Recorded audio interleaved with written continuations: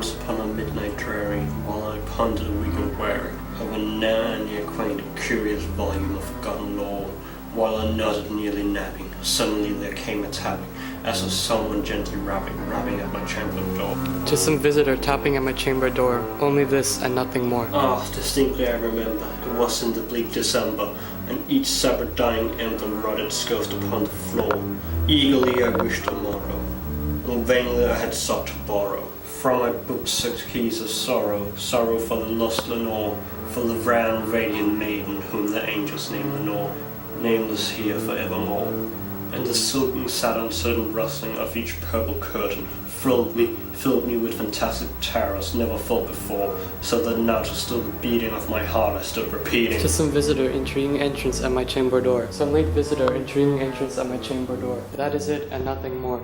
Presently my soul grew stronger, hesitating then no longer. Sir or madam, truly your forgiveness I implore. The fact is, I was napping and you so gently came rapping, and so faintly you came tapping at my chamber door, that I was sure I heard you. Here I opened wide the door, darkness there and nothing more. Deep into the darkness peering, long I stood there, wondering, fearing, doubting, dreaming dreams no mortal ever dared to dream before. But the silence was unbroken, and the stillness gave no token, and the only word that spoken was the whispered word. Lenore? Then I whispered, and an echo murmured back the word, Lenore. Back into the chamber turning, all my soul within me burning. Soon again I heard it tapping somewhat louder than before.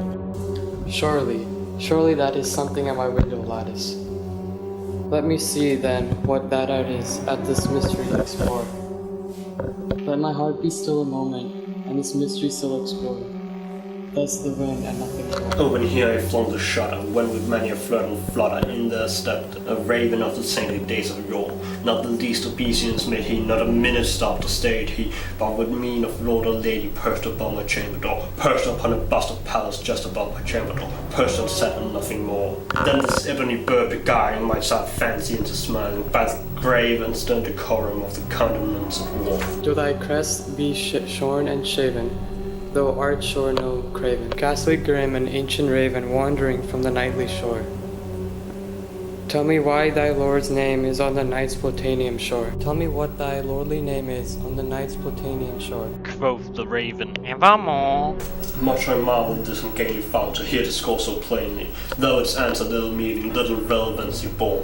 For we cannot help agreeing that no living human being ever yet was blessed with seeing bird above his chamber door, bird or beast upon the sculptured bust above his chamber door, with such name as nevermore. But the raven sitting lonely on the pleasant bust spoke only that one word, as if his soul in that one word he did outpour, nothing farther than he uttered, not a feather than he fluttered, till I scarcely more than muttered. Other friends have flown before, on the marrow he will leave me, as my hopes have flown before. Then the bird said, evermore, startled at the stillness broken by reply so aptly spoken. Doubtless what it utters its stock and store, taught from some unhappy master, who on merciful disaster followed fast and followed faster, till his songs one burden bore, till he dirges of his hope the melancholy burden bore, of never, nevermore. But the raven still beguiling on my fancy into smiling, straight I wheeled the cushioned seat in front of bird and bust and door. Then upon the velvet sinking I betook myself to linking, fancy unto fancy, thinking what is ominous. This I sat engaged in guessing, but no syllable expressing, till the fowl with fiery eyes no burden to my bosom was called. This and more I sat divining, with my head at ease reclining on the cushions of velvet lining that the lamplight gloated over, but whose velvet violet lining, with the lamplight gloating o'er, she shall press nevermore. Then methought the air grew dense, a perfume from an unseen sense, sworn by seraphim whose foot falls, almost tingled on the tufted floor. Wretch, thy Lord had lent thee, by these angels he had sent thee, respite, and nepent from thy memories of Lenore. Quaff, oh quaff, this kind nepent and forget the lost Lenore. Quoth the Raven, evermore. Prophet from the evil, prophet so, bird or left, whether tempered, sand cold, tempest tossed, by here and shore. President yet all understand, and this desert land enchant, and is run by haunted Lord. Tell me truly, I implore, is there balm in Gilead? Tell me, I implore. Quoth the Raven, evermore. Prophet Prophet thing of evil, prophet still in bird or double, by the heaven that bends above us, by the God that we both adore. Tell the soul with sorrow laden, if within the distance atom, it shall clasp a sainted maiden, with the angel's name in the know. Clasp a rare radiant maiden, with the angel's name in the know. Quoth the Raven. And vamos. Be that word our sign of parting, of bird or fiend. Get thee back into the tempest and the night's Proclaimian shore. Give no black purity as a token of thy love. Thy soul has spoken. Leave my loneliness unbroken, and quit the dust above my door. Take thy beak out from my heart, and take thy form off my door.